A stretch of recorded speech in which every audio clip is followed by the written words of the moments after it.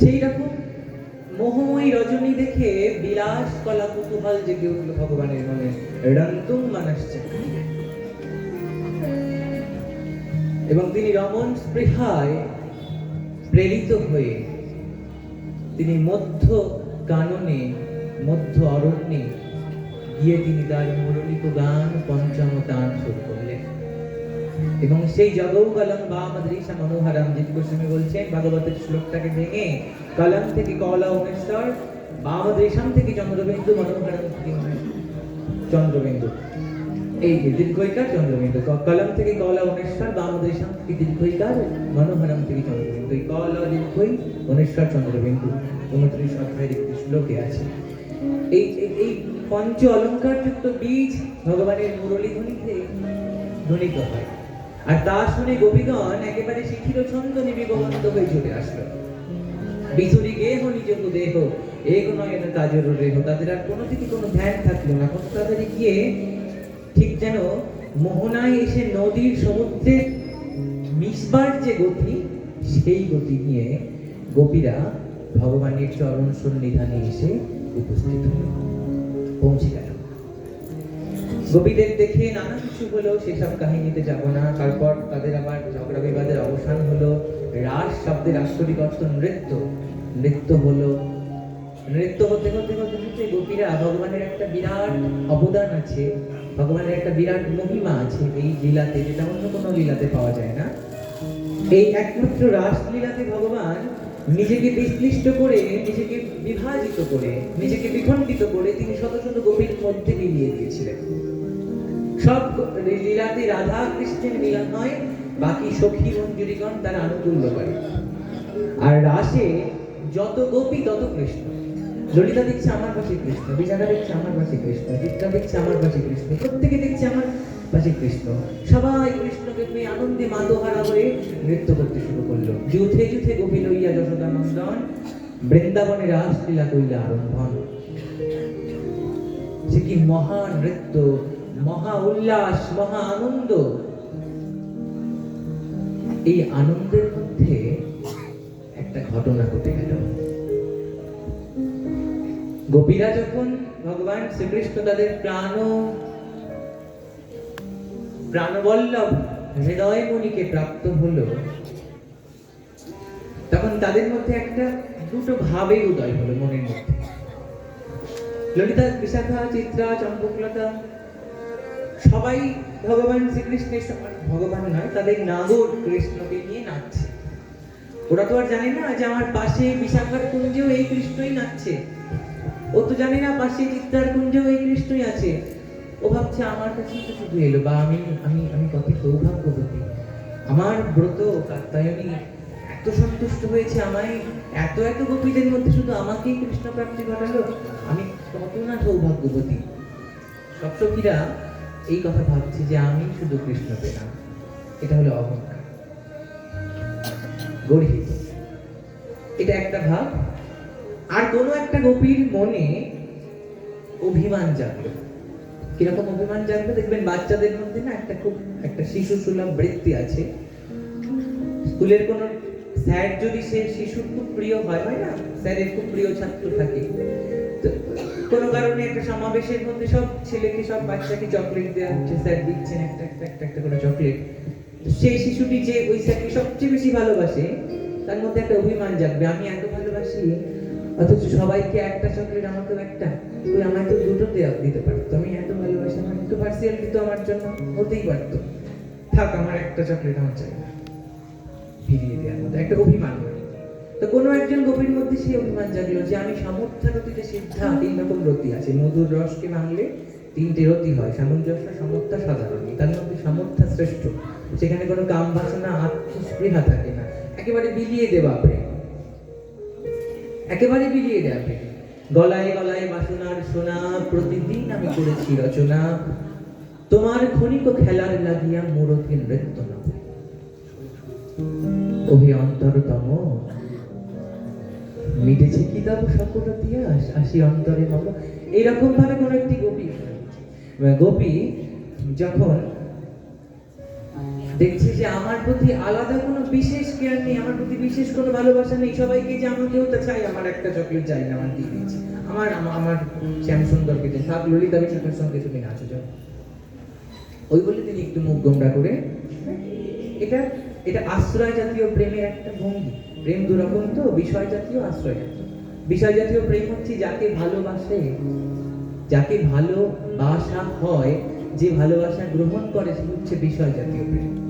আর যে ভালোবাসে সে হচ্ছে আশ্রয় জাতীয় প্রেম। বিষয় জাতীয় প্রেম প্রেম নিয়েই শেষ, কিন্তু আশ্রয় জাতীয় প্রেমে থাকে প্রেমের সমস্ত রকম। দু রকমের প্রেম হয়, একটা দক্ষিণা, দু রকমের প্রেমিকা হয়, এক দক্ষিণা এক বামা। দক্ষিণা প্রেমে যা চাই সেটা পেয়ে গেলেই খুশি, আর কিচ্ছু না। আর বামা প্রেমে থাকে পুঞ্জ পুঞ্জ অভিমান, মান থেকে চুল খুশলেই মুখ গোমড়া হয়ে যায়, একটু মনে আঘাত লাগলেই যেন গঙ্গা যমুনার ধারা বইতে থাকে। আর শ্রীরাধার প্রেমে পাইল সর্বত্র বাউকা, চৈতন্য চরিতামৃতে বলছেন। আর প্রেমিকগণ সবসময় না এই বামা প্রেম কি খুব ভালোবাসে, যে প্রেমে একটু মান আছে, যে প্রেমে একটু ঈর্ষা আছে, এই বুঝি চন্দ্রাবলী কুঞ্জে আমার বধুয়া আন বাড়ি যায়, আমারই আমি আগিয়া সই কেমনে ধরি বহিয়া। এর মধ্যে একটা খোঁচা আছে, একটা বেদনা আছে, একটা যন্ত্রণা আছে, একটা অভিমান আছে, সবকিছু মিলিয়ে যে প্রেম, সে হচ্ছে বামা প্রেম। আর সেই বামা প্রেমের প্রেমিকা হচ্ছেন শ্রী রাধারানী। তাই এত এত এত এত প্রেমিকা থাকতেও ভগবান ঘুরে ফিরে রাধা রাধা রাধা রাধাই বলেন, কেননা প্রেমের যে আসল আনন্দটা ওখান থেকে আসে। সেখানে সসুখ বাসনা থাকে না, আত্মস্পৃহা থাকে না, শুধু উজাড় করে দেয়া থাকে। কি চাই? শুধু দিতে পারলেই সুখ, বিনিময়ে কিছু চাই না। চাইলেই তো আর প্রেম থাকবে না, ব্যবসা হয়ে যাবে। আমি এটা দিলাম, আমায় এটা দিতে হবে, কি প্রেম বলে? এ তো খরিদ্দার। সে হচ্ছে প্রেম। যত হে ভগবান ব্রহ্মাণ্ডপতি বলছেন, ঋণগ্রস্ত হয়ে না পারায়েহম নিরবধ্য সংযুজাম স্বসাধু কৃত্যম বিবুধায়ুষাপিবহ। তোমায় যে কিছু দেব, তুমি আমায় যা দিলে তার বিনিময়ে তো তোমায় কিছু দিতে হবে, সেই জিনিস আমার ঝুলিতেই নেই।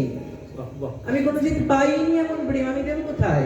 কৃষ্ণের প্রতিজ্ঞা এক বহুদিন আছে, যে তারে জয়ছে ভজে তারে ভজে তৈছে।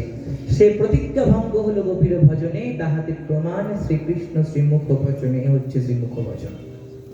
না পারায় এখন নিরাপত্য সংযোজন। গোবিন্দ বলছেন, আমি যদি তোমায় এক দিঘি পুকুর তুমি আমায় দিয়ে রেখেছো, এক দিঘি জল দিয়ে রেখেছো, আমি যদি এক কচু পাতার মধ্যে যেটুকু শিশির থাকে, আমি যদি এক বিন্দু শিশির তোমায় দিই, তোমার ঋণ শোধ হবে? লজ্জা হবে। হে ঐশ্বর্যবান, তোমারই যা দিয়াছিল সে তোমারই দান, গ্রহণ করেছো যত, ঋণী তত করেছো আমায়। প্রেম কখনো পূরণ করা যায় না, প্রেম কখনো ঋণ শোধ করবার জিনিস না। প্রেম হচ্ছে শুধু নিচ্ছ তো নিয়েই যাও, দিচ্ছ তো দিয়ে যাও। যদি ঠিক এর বিপরীত কিছু মনে আসে, তবে সে প্রেম থেকে স্খলিত হয়ে যাবে, তার জন্য প্রেম নয়। সে প্রাকৃত জগতের প্রেমী হোক, পরমার্থিক জগতের প্রেমী হোক, প্রেম তো আর আলাদা আলাদা হয় না। প্রেম তো আর বানানো হয়নি আলাদা আলাদা, যে এই প্রেমটা পৃথিবীতে করবে আর এই প্রেমটা বৈকুণ্ঠে গিয়ে করবে। প্রেম তো একই, সেই প্রেমই একই। সেই রাধিকার প্রেম নিকশিত হেম কামগন্ধ নাহি তাই, সেই নিকশিত হেম গলিত সোনার মতো খাঁটি প্রেম হলে তবে সে প্রেমে পার্থিব প্রেমও সার্থক হয়ে যাবে, অপার্থিব প্রেমও সার্থক হয়ে যাবে। রবি ঠাকুর বলছেন যে যে দেবতারে যাহা দিতে পাই তাই দিই প্রিয়তমে, প্রিয়জনে যাহা দিতে পাই তাই দিই দেবতারে, আর পাবো কোথা? দেবতারে প্রিয় করি প্রিয়ের দেবতা। প্রেমের স্তরে গিয়ে দেবতা আর প্রিয়তম এক হয়ে যায়। আমার ইষ্ট আর আমার প্রিয়জন যদি আলাদা হয়, তবে আমি প্রেমিক হতে পারি।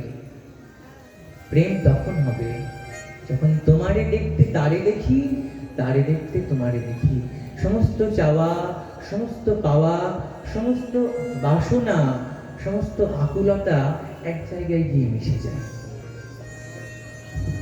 সেই মরমিয়া, সেই গভীর, সেই রহস্যময় প্রেম ওই ওই ওই একজন অভিমানী প্রেম। প্রেমিকার মধ্যে। দুজনের দুটো ভাবের কথা বললাম। একজনের সমস্ত সাধারণ কবিদের মধ্যে অহংকার জাগলো যে আমি গোবিন্দ পেয়েছি, আমি আমি খুব সৌভাগ্যবতী, আমি শ্রেষ্ঠ ব্রতী, কাত্যায়নী ব্রতে আমি সফল হয়েছি, আমার কাছে গোবিন্দ এসে কখন থেকে নেচে যাচ্ছে, অন্য কোথাও যাচ্ছে না। আর একজন অভিমান করে বসে আছে, সে বুঝে গেছে যে এখানে আমার প্রতি কিছু সম্পূর্ণভাবে নেই, আমার প্রতি কিছু খণ্ডিত আছে। প্রেম কখনো খণ্ডিত হতে পোষায় না। প্রেমে যদি ভাগ হয় তবে সেই প্রেমে কখনো মন ভরে না। যেটা পাবো তো সম্পূর্ণ পাবো, পাবো না তো কিছুই পাবো না।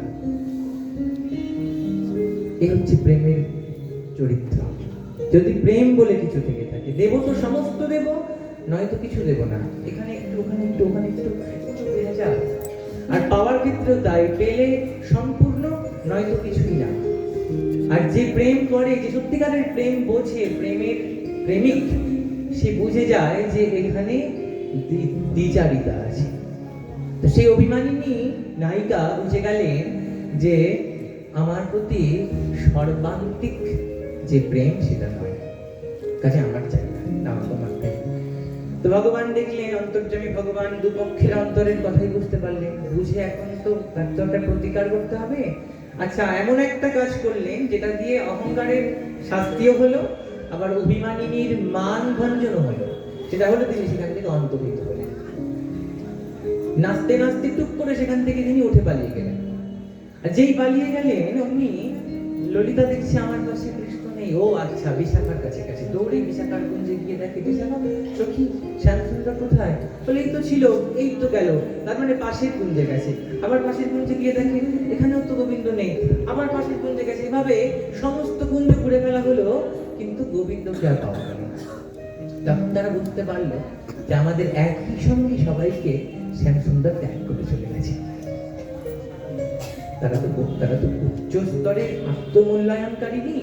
তারা বুঝে গেছেন যে এটা আমাদেরই দোষ। ওই ক্ষুদ্র ক্ষীণ অহংকারের আভা আমাদের মনের মধ্যে এসে জেগে উঠেছিল। সেই অহংকারের দোষে নির্মমো নিরহংকার হাসামাহ দুঃখ সুখ ক্ষমী, নিরহংকারী হওয়া ভগবত প্রাপ্তির একটা প্রধানতম পথ। অহংকার থাকলে ভগবান হয় না। সব পাওয়া যাবে কিন্তু ভগবান পাওয়া যাবে না যদি অহংকারের একটা কুনিন্দও থাকে। সেই অহংকার গোপীদের কৃষ্ণ সব ছেড়ে, সমস্ত কিছু ছেড়ে বেরিয়েছে। ওরা কিন্তু আর ঘরে ফিরবে না, ওদের কোনো কিছুর কোনো আশা নেই, শুধু কৃষ্ণ চাই। সেই কৃষ্ণের অহংকারটাও তাদেরকে অপরাধে স্পর্শ করা নেই। সেই অহংকারের শাস্তিতে ভগবান তাদেরকে ত্যাগ করে চলে গেলেন। আর চলে গেলেন একা না, ওই একজন মানিনি তাকে। সবাই গোটা বন ভরে খুঁজতে খুঁজতে খুঁজতে খুঁজতে খুঁজতে খুঁজতে কোথাও খুঁজে পাচ্ছে না। অবশেষে ধুলোর মধ্যে দেখতে পাচ্ছে যে চরণ চিহ্ন। সেই চরণ চিহ্ন বেয়ে বেয়ে তারা এগোচ্ছে। দেখে যে এক জোড়া চরণ চিহ্ন হওয়া উচিত, তো পাশে আবার আরেক জোড়া ছোট ছোট চরণ চিহ্ন। তার মানে আমাদের মধ্য থেকে কাউকে নিয়ে গেছে। যাক, আশ্বস্ত হলাম, কেউ তো আছে, একেবারে তো হারিয়ে যায়নি। তো কিছু দূর হাঁটার পরে যাওয়ার পরে দেখি যে না, দুজোড়া পায়ের ছাপ ছিল, এখন আবার এক জোড়া পায়ের ছাপ। ওদের তো বিরাট তীক্ষ্ণ একটা গবেষণা। ওরা সেই গবেষক অন্বেষণ দিয়ে বুঝতে পারলো এতক্ষণ যে দুজোড়া পায়ের ছাপ ছিল, দুটোর মধ্যে পাটা ডেবে যেটুকু গর্ত হয়েছিল এইটুকু, এখন দেখছি এক জোড়া পায়ের ছাপের দুলোর মধ্যে আরেকটু বেশি গর্ত। তার মানে ওজন হঠাৎ বেড়ে গেল নাকি? ও, তার মানে বুঝি ওই একজনকে কোলে নিয়ে যাচ্ছে, তাই না? বা এত প্রেম, তো তাকে কোলে নিয়ে যাচ্ছে। সেই একজন প্রেমিকা যিনি মানিনি, তিনি আবার মধ্য রাস্তায় কি করেছেন? তিনি ভাবছেন যে শ্যামসুন্দর আমায় কত ভালোবাসে, তার জন্য সবাইকে ছেড়ে আমায় নিয়ে গহন বনে গমন করেছে। সে আস্তে আস্তে বলছে, আমার প্রচুর পা ব্যথা করছে, হে কান্ত, আমায় একটু সাহায্য করো। তো ভগবান বুঝতে পারলেন যে এর মনে অহংকার হয়েছে। তো কিছু দূর কোলে করে নিয়ে যাওয়ার পরে তারপর তাকে ছেড়েও তিনি পালিয়ে গেলেন। যাও পাওয়া গেল, তাও হারিয়ে ফেললাম। তো গোপীগণ খুঁজতে খুঁজতে খুঁজতে খুঁজতে ওই পায়ের ছাপ দেখতে দেখতে দেখতে দেখতে যখন এসে দেখি যে আর তো পায়ের ছাপ নেই, কোথায় গেল?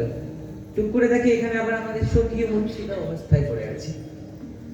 এই দেখে ওদের এতক্ষণ যেটুকু আনন্দ ছিল সেটুকু মুছে গেল। যে যাও আমরা ভেবেছিলাম যে তোর কাছে আছে, এখন তো তোর কাছেও নেই। তার মানে কি শ্যামসুন্দর আমাদের ছেড়ে পালিয়ে গেল?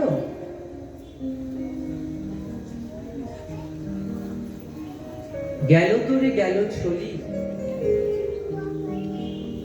ওই ক্ষণে ক্ষণে মনে মনে চিত্রাঙ্গদার একটি গান আছে, ক্ষণে ক্ষণে মনে মনে শুনিয়া তার জলের মনোরায় না রায় না রায় না ঘরে মনোরায় না চঞ্চল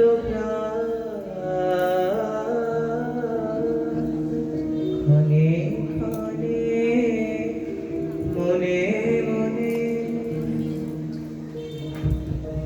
ছলনা করে সবাইকে যখন পালিয়ে চলে গেল সেই ছলনাময়, এখন তাদের দুঃখ আর দেখে। পৃথিবীতে দুঃখ তিন রকমের হয়, না পাবার দুঃখটা তিন ধরনের হয়। ধরুন সুখ স্বাচ্ছন্দ্যের কথা যদি বলি, যাদের টাকা পয়সার সুখ স্বাচ্ছন্দ্যের কথা বলি, যে যারা প্রচুর গরিব, জন্ম থেকে গরিব, 7 জন্ম ধরে 7 পুরুষ ধরে গরিব,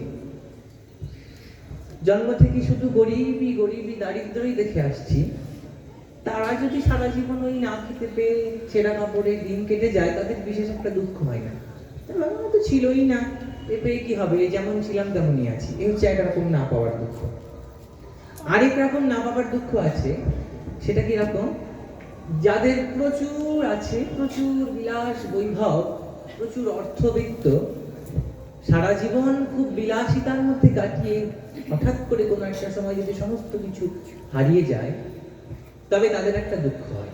কিন্তু সেই দুঃখের একটা সান্ত্বনা থাকে যে সারা জীবন তো ভোগ করেইছি, এখন না হয় সব মিটেই গেছে, হারিয়েই গেল, এখন তো এমনি সরে আসা উচিত ছিল, এখন পালিয়ে গেছে চলে গেছে, ঠিক আছে, আর চাই না, আমার আশ মিটে গেছে। এটা হচ্ছে একরকম দুঃখ না পাওয়ার। আরেক রকম দুঃখ, সেটা খুব নিদারুণ, কি যে আগে থেকে কখনো ছিল না, কোনোদিনও যে হবে তারও কোনো সম্ভাবনা নেই। হঠাৎ করে খুব গরিব, টাকা পয়সা জীবনে দেখেনি, কোনোদিনও অর্থবিত্ত হবে তারও সম্ভাবনা নেই। হঠাৎ করে কোনো একটা আলাদিনের আশ্চর্য প্রদীপের মতো লটারি কেটে 1 কোটি টাকা পেয়ে গেল, সে কি আনন্দ! আনন্দ আর ধরে না। 2 দিন 3 দিন 4 দিন সেই টাকা নিয়ে ডগমগ হয়ে ভাসতে ভাসতে 3 দিনের 3 চোর সব টাকা চুরি করে নিয়ে গেল। সেই বেদনাটা কিন্তু সব থেকে বেশি কষ্টের, তাই না? তো গোপীদের বেদনাটা ওই রকম। গোপীরা জানে যে ওই যে নন্দসুত, ওই যে রাজা কৃষ্ণ, সে আজ ব্রজের রাজা, কাল সে মথুরার রাজা হবে। এখন তার যেটুকু বিলাস, তারপরে তার আরো অনেক বেশি বিলাস হবে, অনেক বৈভব হবে। এটা কোথাকার কোন আলাপ বলা গোয়ালিনী, আমরা তার কোনো কিছুরই যোগ্য নই। আমাদের ভালো লাগে তাই আমরা ভালোবাসি, আমরা তার কাছে যাওয়ারও যোগ্য নেই, জানতে না আজ আছি না কোনোদিন থাকতে পারবো, এরকম তাদের মধ্যে জানা ছিল। কিন্তু হঠাৎ করে একদিন ওই আশ্চর্য রকম ভাবে তাদের জীবনে রাস রজনী, তারা ঝলকের মতো ঘন প্রভাদানে বাড়ায় মাত্র আধার, পথিক মাত্র নাই যায়। যখন পথিক অন্ধকার রাস্তা দিয়ে হাঁটে না, অন্ধকার দিয়ে চলতে চলতে একটা অভ্যাস হয়ে যায়, অন্ধকারের মধ্যে রাস্তা বোঝা যায় কিছুটা হাঁটলে। কিন্তু হঠাৎ করে যদি একটা বিদ্যুৎ পড়ে, এক ঝলকের জন্য, এক মুহূর্তের জন্য সব আলোকিত হয়ে যায়, আলোকে সব দেখে ফেলে, আবার সে আলোটা নিভে যাওয়ার পরে সে খুব অসুবিধায় পড়ে যায়। একটুখানি আলো দেখে ফেলেছে তো, এখন আলো ছাড়া ভালো লাগছে না। তো ওরা এতদিন অন্ধকারে ছিল, কৃষ্ণ হারা বিরহের যন্ত্রণায় ছিল, কিন্তু হঠাৎ করে কৃষ্ণকে পাবার আনন্দ একটুখানি তাদের প্রাণে এসে স্পর্শ করলো। সেই আনন্দ স্পর্শে করে এতটা আত্মহারা হয়ে পড়লো, জানি যে কোনোদিনও পাবো না, তারপরেও তুমি হঠাৎ করে কেন আমায় কাছে এলে? তুমি নিজের ইচ্ছায় এসেছো, তুমি নিজের ইচ্ছায় চলে গেলে, আমি একা শ্রাবণ গগন ঘিরে ঘনমেঘ ঘুরে ফিরে শূন্য নদীর তীরে রহিন করি, যাহা ছিল নিয়ে গেল সোনার তরী। তো আমি যেমন একা পড়েছিলাম দ্বারে, আমি একাই পড়ে রইলাম। তো সেই যন্ত্রণায় ছটফট করতে করতে ওরা এখান থেকে ওখান থেকে ওখানে ছুটতে থাকে। ছুটতে ছুটতে ছুটতে ছুটতে গিয়ে একটা সময় যখন আর বুঝলো যে আমরা আর পাবো না, আমাদের নাগালের বাইরে চলে গেছে, তখন ওরা তো আর ঘরে ফিরতে পারবে না। মধ্যরাত্রে বাড়ি থেকে বেরিয়ে এসেছে ঘরে, তো ওকে আর ঘরে ঢুকতে দেবে না, কাজে ঘরে ফের আর হবে না। সব ছেড়ে এসেছি কৃষ্ণকে পাবো বলে, কৃষ্ণকেও পেলাম না, তাহলে এই মুখ সমাজেও দেখাতে পারবো না, তাহলে হয় কৃষ্ণ নয় মরণ। সবে মিলি বৈঠালো কালিন্দী তীর, সবে মিলি বৈঠালো কালিন্দীর তীর, অবিরল নয়নে আয় ঘন নীর। সবে মিলে বৈঠালো কালিন্দী তীর, সকলে মিলে যখন যমুনার ধারে বসে বলছে, হয় কৃষ্ণ আসো নয় মৃত্যু আসো। ভক্তের ভগবত প্রাপ্তির ইচ্ছাটা হওয়া উচিত এই রকম। ভগবান আসবে না মানে বাধ্য হবে আসতে। ভক্ত যদি ভগবানকে টানে, ভক্তের ক্ষমতাও নেই, ভগবানের ক্ষমতাও নেই আর না এসে পারার, এইরকম জোরপূর্বক ডাকতে হবে, হয় তুমি আসবে নয় মৃত্যু আসবে। যোগ্যতার পরিচয় দিতে দিতে দিতে দিতে তারা এই অবধি এসেছে, রাসমণ্ডল পর্যন্ত। এখন তুমি আর কত পরীক্ষা করতে চাও? আরো পরীক্ষা করতে চাও? সীতাকে বেশি পরীক্ষা করতে গিয়েছিল রামচন্দ্র, অবশেষে অগ্নি পরীক্ষার পরে সে পাতাল প্রবেশ করেছিল, আর সীতা পাওয়া হলো না। সোনাকে, গলিত সোনাকে, নিরুপম হেম, তাকে আবার পরীক্ষা করা কিসে? পরীক্ষা করতে গিয়ে এখন বলছে, হয় তুমি আসো নয় মৃত্যু আসো। তারা তখন বসে বসে কাঁদছে, অঝোরে কাঁদছে, বেদনায় ভেসে যাচ্ছে, যমুনার জলের চেয়েও তাদের চোখের জল বেশি। সেই বেদনা গান হয়ে সংকলিত হলো না। শ্রীমদ্ ভাগবতের দশম স্কন্ধের 31 সংখ্যক অধ্যায়। আমি আরেকটু বলে গানে যাব। এটা একটা নাটকীয় সঙ্গীত, মানে এটা একটা গোপীগীতের যে শ্লোকগুলো, 19খানা শ্লোক আছে, কোনো একজন গোপীর দ্বারা গাওয়া না। যুথে যুথে গোপী, তো যুথে যুথে গোপী লইয়া যশোদা মাতা, যুথ মানে গ্রুপ, একটা করে গ্রুপ, এই যুথ এই যুথ এই যুথ, এক একটা যুথের এক একজন যুথেশ্বরী। ললিতার যুথেশ্বরী, ললিতার যুথের গোপীগণ, বিশাখা যুথেশ্বরী তার যুথের গোপীগণ, এরকম এক একটা যুথের যিনি প্রধানা তিনি কথা বলছেন। আর কথাটা এইরকম যে ধরুন কান্নার রোল পড়েছে, কান্না তো এমনি এমনি তো সবকিছু থেমে যায়, কান্নাও তো থেমে যাবে। সেই কান্নাকে কন্টিনিউ করার একটা সুন্দর পদ্ধতি আমাদের সমাজে, আমি বাস্তব উদাহরণ দিয়ে দেখাই। কাঁদতে কাঁদতে যদি আমরা কথা বলি না, তবে সেই কান্নাটা এক্সটেন্ড করা যায়। দেখবেন মৃত বাড়িতে গিয়ে যখন মৃতদেহকে নিয়ে অনেক লোক বসে কাঁদে, কাঁদতে কাঁদতে হঠাৎ করে একটা সময় তো হো হো হা হা করতে করতে একটা সময় সব ফুরিয়ে যাবে। হঠাৎ একজন মাঝখান থেকে বলে ওঠে, আমার প্রতিদিন সকালবেলা ডাকতো, আর আসবে না। এই বলে আরো আধা ঘন্টা বাড়লো। তারটা একটু যখন থিতিয়ে এলো, আরেকজন বলে উঠলো, আমার বাড়ি রোজ যেত, আর কেউ যাবে না। এভাবে একটা করে কথা হয়তো, আর সেই কথাকে ঘিরে আরো কিছুক্ষণ কান্নাটা এগিয়ে যায়। তো গোপীগীতের কন্দনটা এইরকম, কাঁদতে কাঁদতে তো এই দেখবেন কত সুন্দর সাজানো কথা।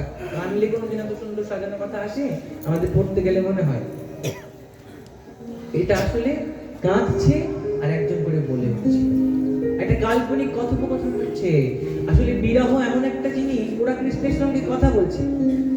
প্রবাসের সংজ্ঞা দিতে গিয়ে উজ্জ্বল নীলমণি গ্রন্থে রূপ গোস্বামী বলছেন, পূর্বা সঙ্গতয়োর্যুনম ভবেদ শান্তরাদিভি ব্যবধানম তু যৎ প্রাজনৈ সপ্রবাস ইতি যতে। মিলনে আছিল বাঁধা শুধু একটাই, বিরহে টুটিয়া বাধা। আজই বিশ্বময় ব্যক্ত হয়ে গেছো প্রিয়ে, তোমারে দেখিতে পাই সর্বত্র চাহিয়ে। মিলনের সময় তুমি ছিলে শুধু একটা কৃষ্ণ হয়ে, শুধু কৃষ্ণ। তুমি আসতে বাঁশি বাজাতে, আমরা শুনতাম, দেখা হতো, কথা হতো, চলে যেতে, আর তোমায় পেতাম না। শুধু কৃষ্ণ বলতে একটা ব্যক্তিকে বুঝতাম। আর আজকে তুমি আমাদের কাছে নেই, ব্যক্তি কৃষ্ণ নেই, কিন্তু তুমি ব্যক্তি থেকে বোধে এসে দাঁড়িয়েছো।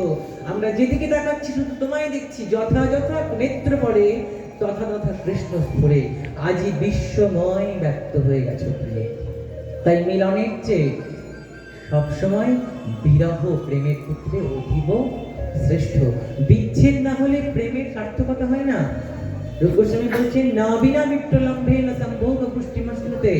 প্রেম করবার পরে সেই প্রিয়জনের, ভালোবাসবার পরে সেই ভালোবাসার মানুষটিকে যদি পেয়েই যাই, তাহলে প্রেম সেদিনই সেখানে শেষ।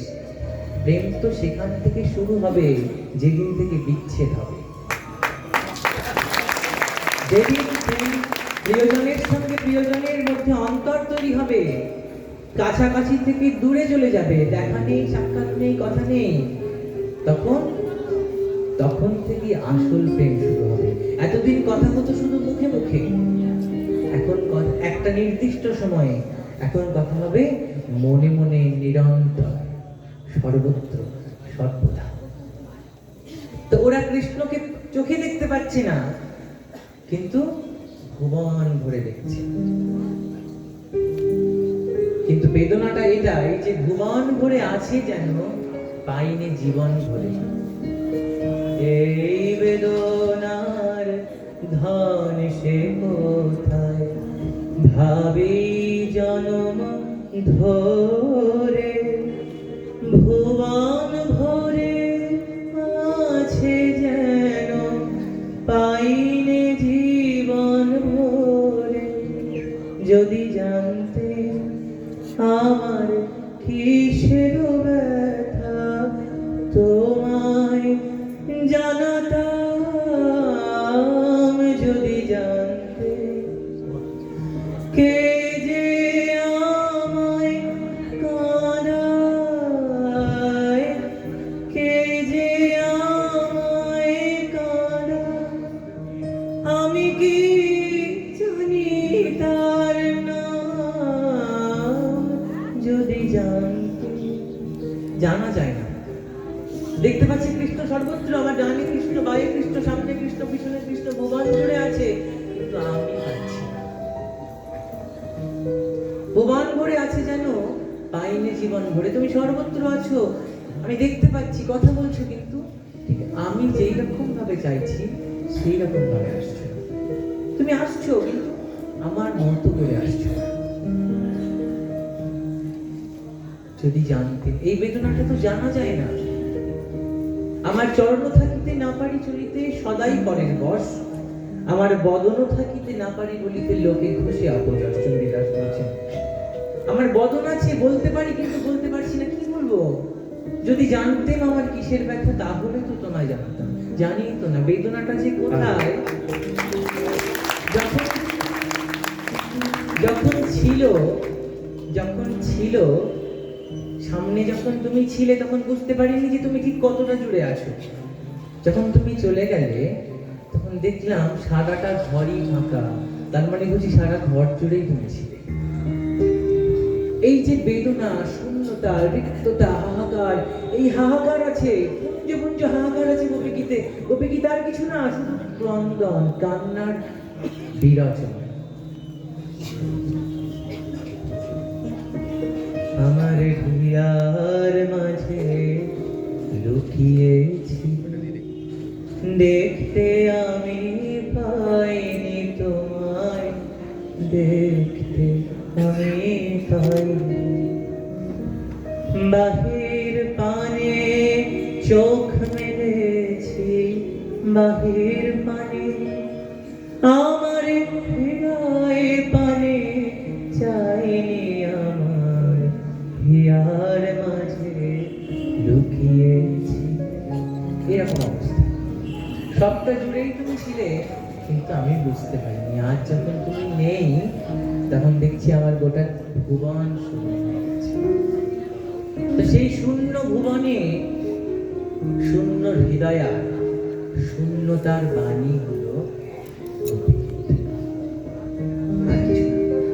গোপীগীত। এই কান্নার রচনা আমি একটু মজা করে বলবো কথোপকথনের ভঙ্গিতে, কিন্তু বুঝতে হবে এর গ্রন্থ না, কিন্তু চোখের জল দিয়ে। হাসির মতো হলেও এটা হাসির নয়, এটা পুঞ্জ পুঞ্জ বেদনার আখ্যান।